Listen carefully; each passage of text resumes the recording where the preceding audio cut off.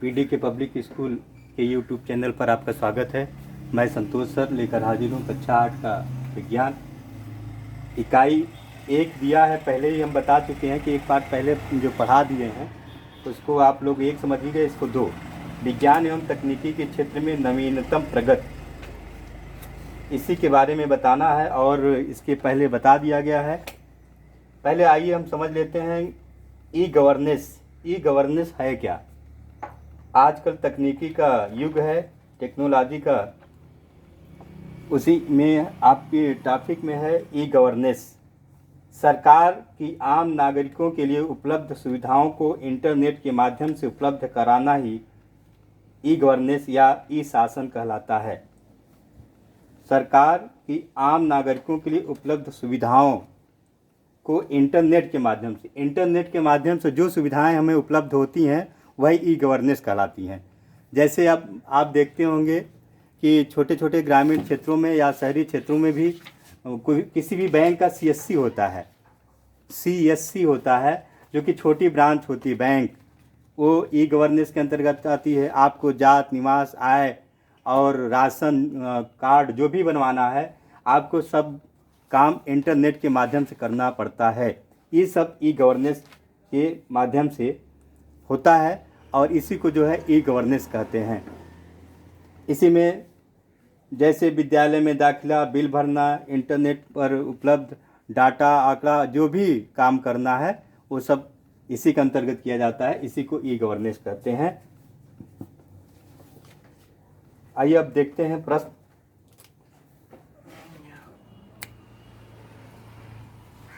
चौथा प्रश्न है, निम्नलिखित प्रश्नों के उत्तर एक शब्द में दीजिए।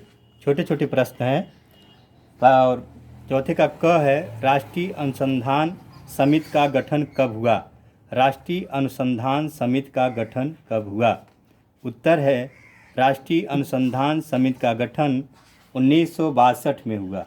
1962 में हुआ। ख है, प्रक्षेपास्त्र विकास कार्यक्रम के अंतर्गत किसका प्रक्षेपास्त्र किया गया? प्रक्षेपास्त्र विकास कार्यक्रम के अंतर्गत किसका प्रक्षेपास्त्र किया गया? उत्तर है, प्रक्षेपास्त्र विकास कार्यक्रम के अंतर्गत बैलिस्टिक मिसाइल का प्रक्षेपास्त्र किया गया। जो मिसाइल है उसका जो है प्रक्षेपास्त्र किया गया। ग है, 20वीं सदी के सर्वाधिक सफल ऊर्जा के स्रोत क्या थे? 20वीं सदी के सर्वाधिक सफल ऊर्जा के स्रोत अनवीकरण ऊर्जा थे।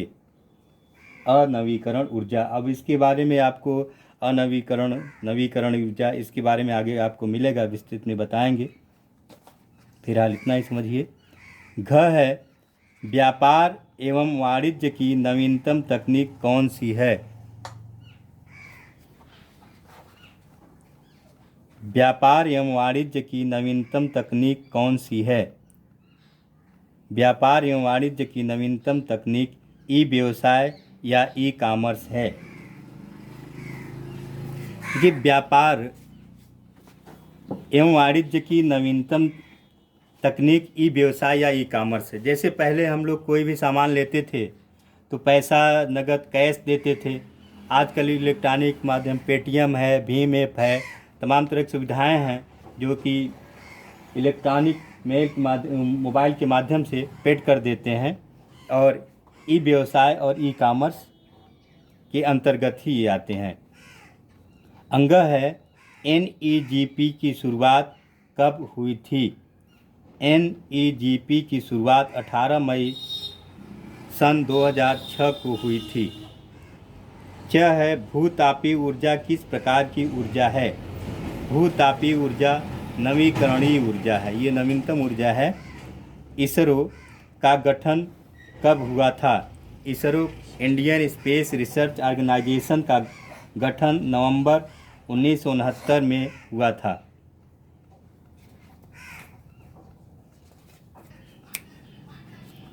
आप लोग इसको प्रक्षेपास्त्र विकास कार्यक्रम के अंतर्गत बैलिस्टिक मिसाइल का प्रक्षेपास्त्र किया गया, इसको पुनः समझ लीजिए। देखिए, जो बैलिस्टिक मिसाइल है इसको पूर्व राष्ट्रपति एपीजे अब्दुल कलाम ने 1998 में पोखरण में द्वितीय परमाणु परीक्षण में एक निर्णायक भूमिका निभाई। इन्हें बैलिस्टिक मिसाइल और प्रक्षेपण यान प्रौद्योगिकी के विकास कार्यों के लिए भारत में मिसाइल मैन के रूप में जाना जाता है। जो बैलिस्टिक मिसाइल का इन्होंने प्रक्षेपण किया था, इसीलिए इनको मिसाइल मैन के रूप में जाना जाता है। रक्षा के क्षेत्र में INS कोच्चि और INS अरिहंत आदि युद्धपोतों का भी प्रयोग किया जाता है। ये सब रक्षा के क्षेत्र में प्रयोग किया जाता है। आइए अब देखते हैं आगे। ये बैलिस्टिक मिसाइल के बारे में बताना था, बता दिए। 5वां है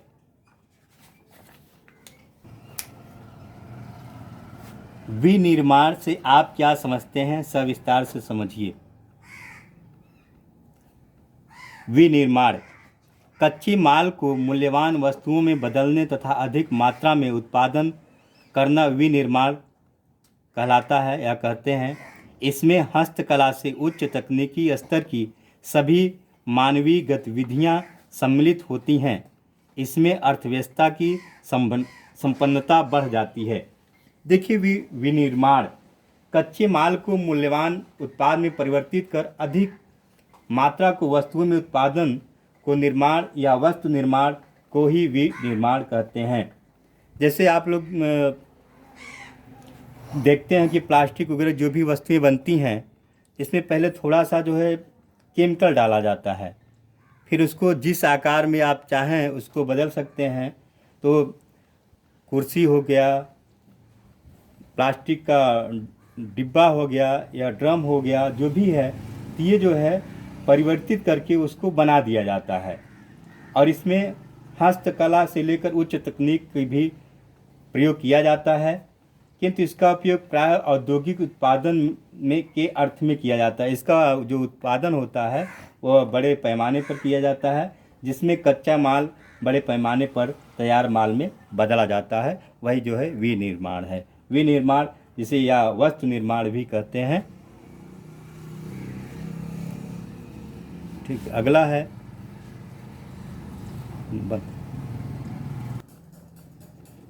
छठा है शिक्षा के क्षेत्र में ICT की क्या भूमिका है। ICT की क्या भूमिका है। शिक्षा में कौशल को बढ़ाने तथा कंप्यूटर सहायक शिक्षण प्रक्रिया के माध्यम से सीखने के अवसर प्राप्त हुए हैं। अतः शैक्षिक अवसरों को बढ़ाने, उच्च शिक्षा के विकास एवं शिक्षा की गुणवत्ता बढ़ाने का एक प्रभावशाली साधन है। देखिए, जो शिक्षा का ICT है, शिक्षा के क्षेत्र में शिक्षा को सुधारने के लिए इसका प्रयोग किया गया है। जैसे आज कल शिक्षा का डिजिटलाइजेशन हो गया है और आर्थिक भौगोलिक अवरोधों पर पार करने से और ये शिक्षा प्रक्रिया आदि इसका अत्यधिक उपयोग होता जा रहा है। शिक्षा के स्तर को सुधारने के लिए विशिष्ट शिक्षकों की नियुक्ति की गई है जो ICT केंद्रित शिक्षा देने में समर्थ हों। स्कूल योजना में ICT के अंतर्गत कई राज्यों एवं केंद्र शासित राज्यों में स्मार्ट स्कूलों का अनुमोदन किया गया। इसका उद्देश्य युवाओं को ICT का प्रयोग करते हुए वैश्विक स्तर पर प्रतिस्पर्धा तथा संस्थापन, जीविका और ज्ञान आधारित समाज की बढ़ोतरी में सृजनात्मक दृष्टि से तैयार करना है।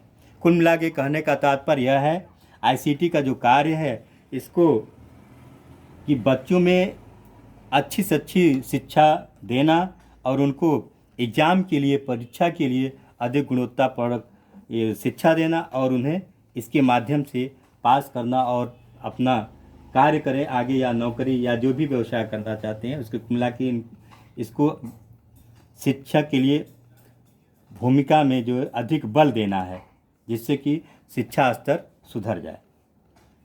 अब है ई-गवर्नेंस क्या है। ई-गवर्नेंस आम लोगों के लिए इंटरनेट की सहायता से सरकार द्वारा सुविधाएं उपलब्ध करना ई-गवर्नेंस कहलाता है। अब ई-गवर्नेंस ये तो आप लोग इसको समझ लीजिएगा, छोटा सा ही है ई-गवर्नेंस क्या है। थोड़ा सा हम इसके बारे में बता देते हैं, विस्तार से अभी बताए भी हैं कि इसमें आय, जात, निवास, बिल देखना, विद्यालय में फीस जमा करना या विद्यालय में दाखिला लेना, जो भी है ये सब ई-गवर्नेंस के माध्यम से होता है। और इसका अब निरंतर प्रयोग बढ़ता जा रहा है, क्योंकि अब ये तकनीकी का युग है और आजकल जो बीमारियां हैं तमाम तरह की, इसके लिए भी लोग बच रहे हैं। कोरोना जैसी बीमारी है जो कि अब डिजिटल पेमेंट कर रहे हैं, सब कुछ एक दूसरे को टच नहीं कर रहे हैं, ये सब भी बहुत फ़ायदेमंद हो गया है ई गवर्नेंस के माध्यम से। आठवां है ई गवर्नेंस की आम जीवन में क्या उपलब्धियां हैं। इसके उपयोग से शासन प्रणाली अधिक पारदर्शी, कुशल तथा उत्तरदायी बनाई जा रही है। इसमें शासन संबंधी सूचनाएं, बिल भरना, आय जात प्रमाण पत्र बनवाना सम्मिलित है। इसके बारे में विस्तृत से हम बता ही दिए हैं, अब पहले भी बता चुके हैं आपको। अब इसके आगे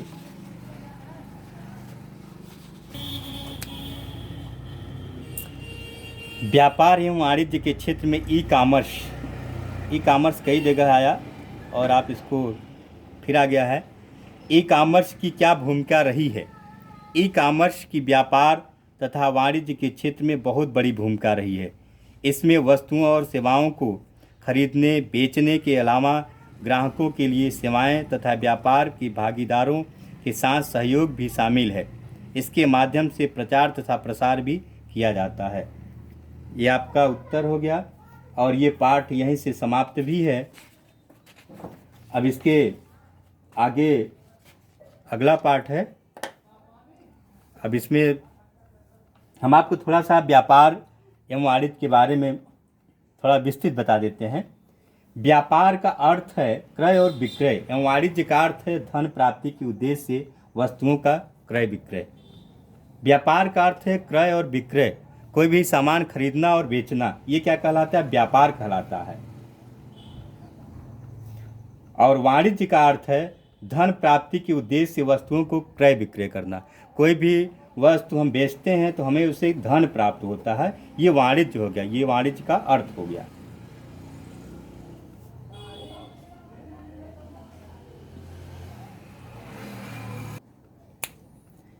देखिए, आरंभ में व्यापार एक सामान के बदले दूसरा सामान लेकर किया जाता था। बाद में वस्तुओं के बदलने धातु, सिक्के, हंडी, बिल अथवा पत्र मुद्रा से हुई।